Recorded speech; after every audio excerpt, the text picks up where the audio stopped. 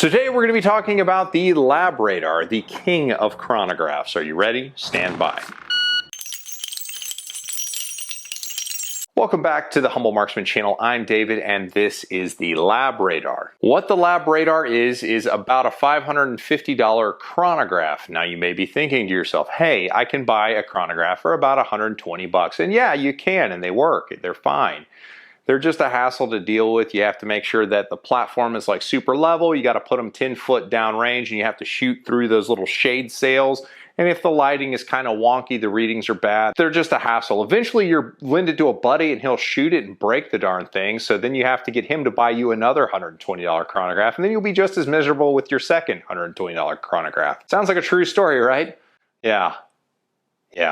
Or you can be a connoisseur and get a LabRadar. And what a LabRadar is a Doppler radar. It shoots microwaves downrange and picks up your projectile as it flies past. So it's great for rifles. They say it's good for shotgun slugs and pistols as well. Since my world revolves around practical pistol shooting, that's what we're going to be talking about as far as the LabRadar is concerned. So we'll talk about why I like the LabRadar and chose to spend $600 of my own money at Scheels to buy one. Ouch, yeah, my wallet is still recovering, but I'm very happy with my new LabRadar. I think it likes me too. And you may be wondering what this lovely piece of blue tape is. That's because I've written my last name and phone number on it. The savvy ones of you know how to figure out that information, but I'm not gonna make it easy for you. So the reason I like the LabRadar is number one, the accuracy. If you set it up, it's going to give you an accurate reading, but it's not gonna give you a reading just where it's set up. It will give you a reading at the muzzle and then 5 different distances out to 100 yards, it will tell you what the velocity of your projectile is.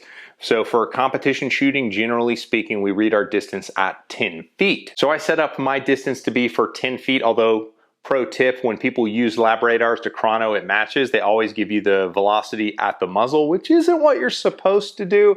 But every time I've seen one of these at a major match, that's what ends up happening. Just happened at Area 4 this past weekend. So I developed my ammo to be spicy at 10 feet from the chrono, which is about a 20 to 30 foot per second drop. So as a result, my ammo was flying at 181 power factor. Pretty spicy. If you're a 9 major shooter, then yeah, you need a chronograph and it probably should be this one. But the reason we use chronographs when developing our own ammo is because we can't measure the actual chamber pressure of the gun, but the manufacturer of all the different gunpowders will tell you what velocities are made at what chamber pressure. So if you can measure velocity, not accounting for extended barrel length. So if you're shooting like a 5.5 inch gun, it's gonna have more velocity than the data that they published using a 4-inch barrel for 9mm, which is what they generally always do. So by having a chronograph, you can get a good idea of whether the pressures of your cartridge are safe or not. As far as how the LabRadar operates, it can be either battery power operated, in which case you can remove this compartment and use about 1 million AA batteries to fuel this bad boy, but that's not what I would recommend. There is a micro USB port right here that you can hook it up to a power bank. If you need a power bank, I'll put a link to one in the description, but you can do that as well. And if you want to save your chrono data, there is an SD card slot right there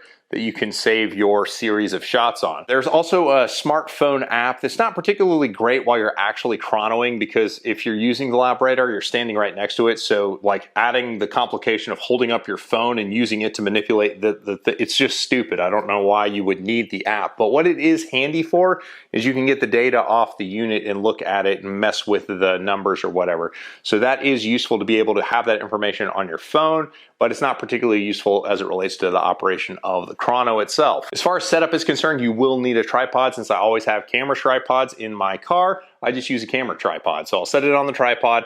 I will set it 25 yards back from the back berm that I'm chronoing on, and that is important. If you go close to the back berm, you'll get all kinds of errors because it'll see like the dirt kicking up on the berm as the bullets impact, so don't do that. When you're setting up the LabRadar, there are 2 shot detectors. One's right here and one is right here. There's a setting within the chrono where you can set for like a 6-inch offset from the shot detector or a 12-inch offset from the shot detector. I have it set up to the 12-inch. If you're shooting a compensated pistol, like say an open gun, then you're gonna wanna hold the muzzle. If I were to actually be chronoing and you're downrange and I'm uprange, my muzzle is going to be just behind the unit because my comp throws gas to the side, so you don't wanna hold it at to be level with the edge of the radar because you'll be spitting hot gas onto your $600 chronograph. So I'm going to hold it just in front of the unit so the gas goes past the unit on the front. So once I have it on the tripod and it's hooked up, there is a power button right there. I'll press it and the light will turn blue and it'll say LabRadar and it'll boot up. And then I can press this little list looking button. I press that and it says, do you want to make a new series? You hit the check button and you'll create a new series. And then you'll press the little bullseye looking button once to arm it. And that's going to take the screen from the menu screen to, it's going to say V0 real big equals.